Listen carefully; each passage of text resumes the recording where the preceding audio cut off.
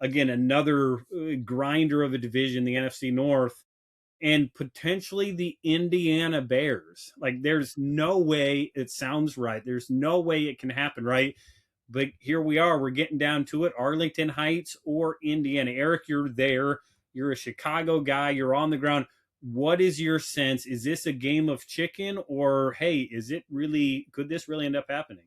Yeah, I think it is a game of chicken, but it doesn't guarantee that the Bears are going to get the desired result. I think it's good for them that Indiana stepped up with you know, uh, the money and the funding right away.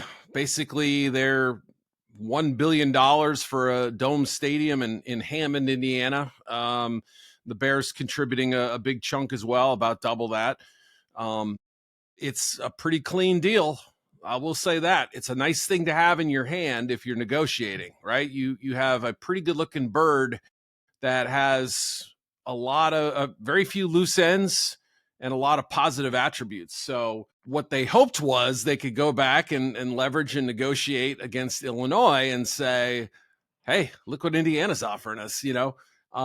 It hasn't been quick, though. It really hasn't happened fast. And the Bears have kind of said, we want to make a decision by spring, summer. Like, as soon as this draft is over, their immediate focus turns to that.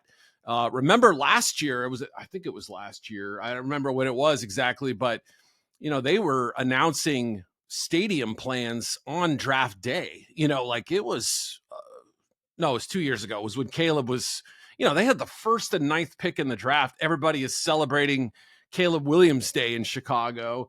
And, kind of like the Raiders will with Fernando Mendoza in a couple Thursdays from now. And the Bears sent out this statement. It was like, kind of ruined everything. Like, wow, this thing isn't going to happen. They bought this massive plot in Arlington Heights, Arlington racetrack where the horses used to race. A great place, actually. 300 plus acres. Like, it's a big facility. It would be, actually farther away from Chicago than Hammond, Indiana would be, like as the crow flies, which is kind of interesting.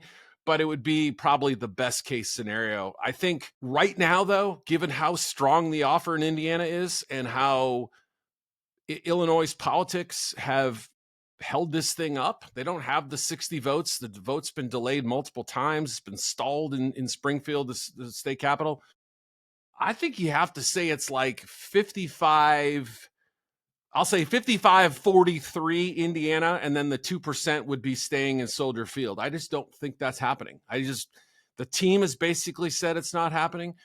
I think the city has not stepped up to the plate. So I would say right now you have to lean Indiana as the strong possibility, with Illinois as a pretty likely fallback option.